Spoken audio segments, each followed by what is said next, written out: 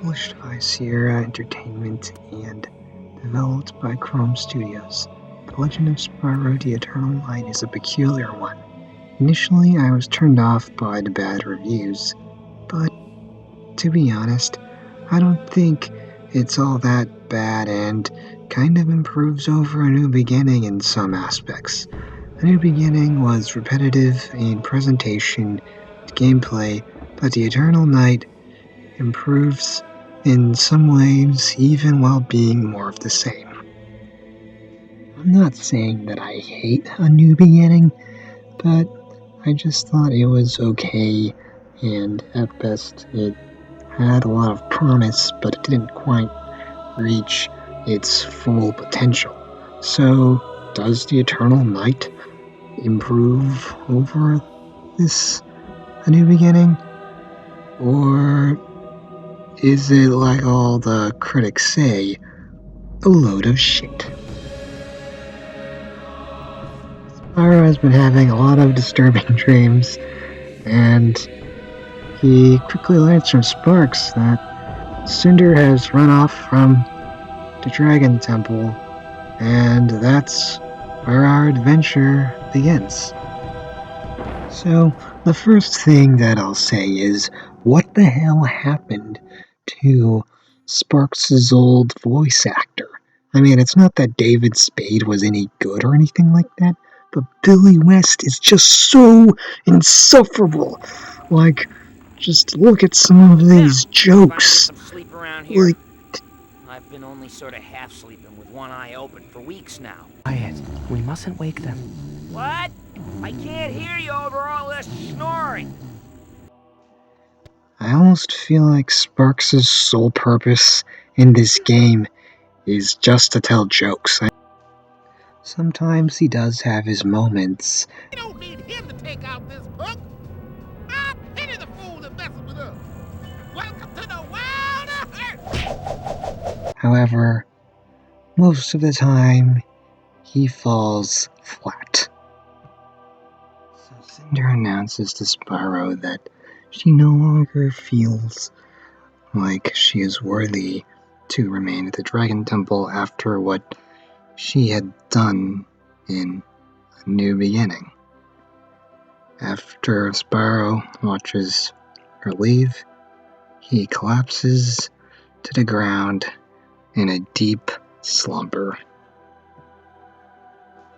So Spyro is knocked down in a deep sleep, and it is here that he comes across a mysterious voice calling himself the Chronicler. So you know how Spyro lost all his powers in the first game? Through the Chronicler he relearns them. Starting with fire, of course, it's also here where Spyro learns to slow down time. The environment looks nice, and this is the first time the game emphasizes platforming. The problem is not the platforming itself, but there is some kind of delay with the double jump. There is a small space that Spyro can perform the double jump, and this is the game's fault because I tried switching controllers and the problem persisted. So the Chronicler tells Spyro to meet him, for the night of eternal darkness is coming. Spyro wakes up to find the temple attacked, and this is a good place to talk about the combat.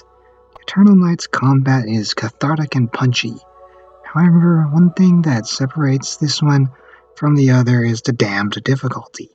Enemies will swarm you, and so often they'll take off large chunks of your health.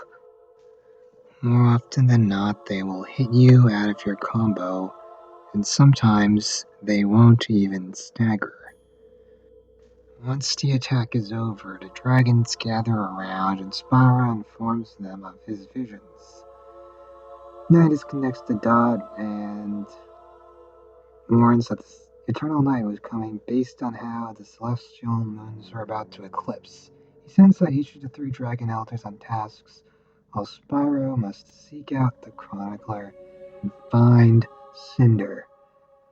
It is around the second level of the swamp where I felt like Chrome Studios was really starting to feel like they had created a rushed product in the Eternal Night, and they weren't really sure what to do with it. For one, there's certain parts in the dialogue where it felt like Spyro and Sparks weren't sure where they were going. This feels like the right place, but I'm not sure what I'm supposed to do here. Wonderful. I'm gonna go wait over there. Give you a few minutes. Maybe there was a lily pad you forgot to sing on, or a rainbow you can talk to. And in terms of the gameplay, it seems to be divided up into different sections. One with the platforming over the jellyfish, and the other with the an encounter of the pirates. And yeah, there are actual pirates in this game. Like, could they not be any more creative? Or should I say, uncreative? And then, after that, there's the Artwork boss, which requires you to fight him in an on-rails shooter kind of style. And I must say that these controls are rather awkward, and it was very difficult figuring out how to defeat the Artwork until I realized that you have to attack his weak points in order to prevent him from recharging his health. So yeah, that was the swamp, and it was this level where it kind of became apparent to me that something in the Eternal Night seemed a bit rushed. The Spyro and Sparks are taken aboard the pirate ship after they suffer from a brutal beating from the captain of the ship. And one thing that I will say is that I wish they would actually show us the scene to how this was going about instead of showing us plain concept art. So they're captured, and they run into one of the Manor from A New Beginning. In particular, Moliere. He explains that they were captured and are forced to serve pirates. And if I were to say something, I must say that it is kind of redundant and a bit random that they use Moliere, of all characters from A New Beginning. I don't mean to make this like a rant view or anything like that. However, this is probably the biggest problem with the Eternal Night. It seems to reuse a lot of assets from A New Beginning. Hence, the arena battles. Most of them are basically repeats from A New Beginning, such as the Blundertails. They are the same scorpions that you fight from Munitions Forge. And the mini-ship boss fight is basically just a conductor all over again. And the knight that you fight is also the Ice King as well. All of these are repeats of A New Beginning. And take a drink every time I say repeats of A New Beginning. Eventually, the new opponent that Spyro has to face is Cinder, and the two of them try to create a diversion in order to help each other escape. However, at the last second, the Dark Armies attack the ship and capture Cinder. While the ship is crumbling apart, Spyro eventually finds a map to where the Chronicler was directing him, but then he's interrupted by Scab in a boss fight. I must say that if there is one thing that I kind of appreciate about Scab, it's that he is a different kind of boss compared to the ones in A New Beginning. Take another drink. After that, Spyro and Sparks go through a long level of flying through an array of ships and trying to escape the fleet before Spyro is knocked out and is forced to learn another breath, which is electricity. So before I go any further, yes, this game basically brings back the dojo training rooms from A New Beginning. Take another drink. And basically, they're the same exact thing each time. It's in the same order. You learn your new breath ability, you learn a special ability, and then you learn your fury attack.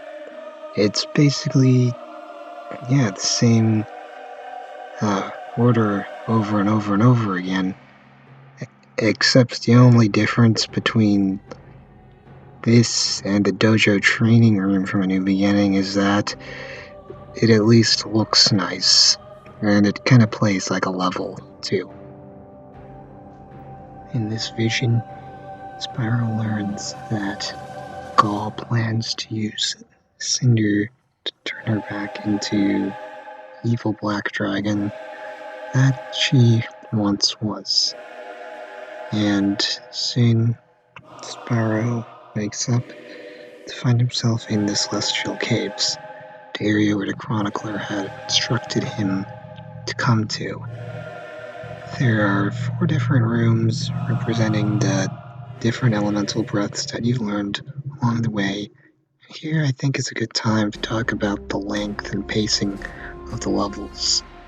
For the most part, these levels last for a long time, and I found myself kind of wondering when they would end. It does feel like Chrome Studios padded out most of the levels, considering there are so few of them, but they last for a very lengthy amount of time, to the point that quite a few of them do drag on. In the Celestial Caves, granted, there are different types of puzzles that kind of keep you busy and break up the combat. However, it still is a rather lengthy level. Then you have to fight the Elemental Guardian 4 times. The only difference being that he's a different color depending on which elemental room you're in, and then having to fight the Elemental Dragon, which is basically just Cinder all over again. And finally, after all this time, Spyro finally encounters the Chronicler. And he tells him a series of stories. You've seen this hideous creature before. Why is he in my book? It was Gaul who led the raid on the temple the night of your birth, when Ignitus rescued your egg. And when they took Cinders. Yes, that was most unfortunate. Oh, and look, here is little Sparks. But hers is a darker tale. Spyro, you must understand, when she was taken by Gaul, she was poisoned and corrupted, made to do the Dark Master's bidding. Her entire life has been spent in shadow. She knows no other way. And when the Dark Master returns, she will concede. No one can resist the temptation. Not even the strongest among us. I don't believe that. A dragon, long ago, whose raw power was far greater than anyone had ever seen or could imagine. At first, he mastered fire, which was odd because he was not a fire dragon. Then came ice and wind, and other abilities none thought possible. Is this story sounding familiar? He was encouraged, and secrets of elemental mastery were passed on to him willingly by the elders. But his power was limitless. It knew no boundary. It consumed everything. When he would not stop, he was cast into exile. And from his new fortress within the mountain, he built an army, not of dragons, but of apes, and taught conclusion. The sheer weight of his malice cracked the very foundation of the mountain, splitting the earth, creating a pit of despair, where the lost souls of this world could reside. The Well of Souls. Created by the very beast who now seeks to escape it. we stop it? There is no stopping it. It has been written. Then why have you called us here? I don't understand. To ride out this storm, where you'll be safe. Live to fight another day. Well, that sounds pretty good. What about the others? What about their safety? I fear the worst for the others. And Cinder? Am I supposed to sit here and do nothing while she joins them? Let me field this one. Yes! No. You keep talking about choosing a path. But what about Cinder? She was never given a choice. I have to try. I'm going, and you can't stop me. Then you'll need a clear mind and a pure heart if you are to withstand the evil that consumes that place. I know this is not the path you would choose for me, but I have to walk my own path and do what I know is right. So be it, Spyro. I will show you the way. Honestly, this is something that I really like about Spyro's character throughout the Legend trilogy. He really does come across as someone that is very loyal to his friends and has an undying duty of to do everything he can, as even to the extent of sacrificing for them. Overall, I must say that this is a very good characteristic that I really like about this version of Spyro. Finally, you reach Gall's Fortress, and I must say that I enjoy the atmosphere to this level, like how the snow is falling on the outside.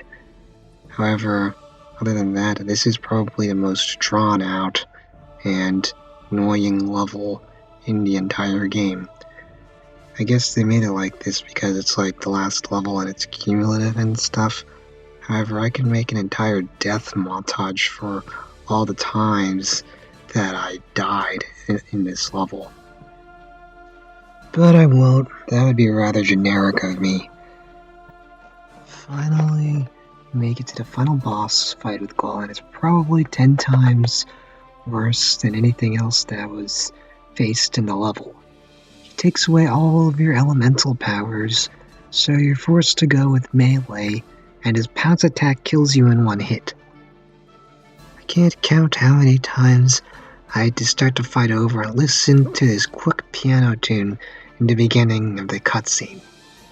Yeah, so goddamn annoying. Eventually I was able to beat him. Gall's staff hits the celestial moons, which releases a blast of energy that merges with Spyro, causing Spyro to turn into Dark Spyro. You have one final fight, and unleash a Dark Fury to finish Gall off. What happens next is beyond my ability to explain.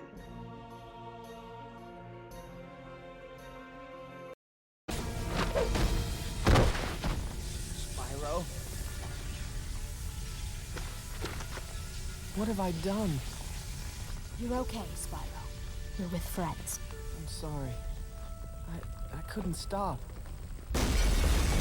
Uh-oh! That's our only way out! Come on, now's our chance! Just go. Get up, Spyro! We're not leaving without you! Usually, I would say ignore her, but she's making sense this time.